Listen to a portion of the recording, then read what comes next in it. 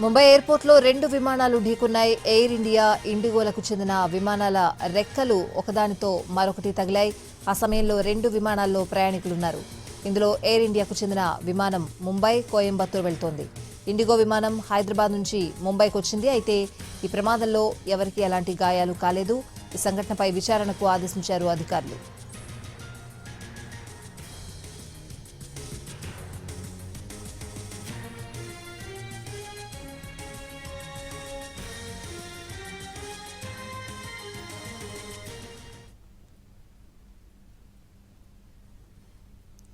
ముంబై ఎయిర్పోర్ట్లో రెండు విమానాలు ఢీకున్నాయి. ఎయిర్ ఇండియా, ఇండిగోలకు చెందిన విమానాల రెక్కలు ఒకదానితో మరొకటి తగిలాయి.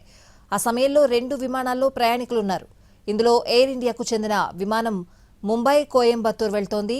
ఇండిగో విమానం హైదరాబాద్ నుంచి ముంబైకి వచ్చింది.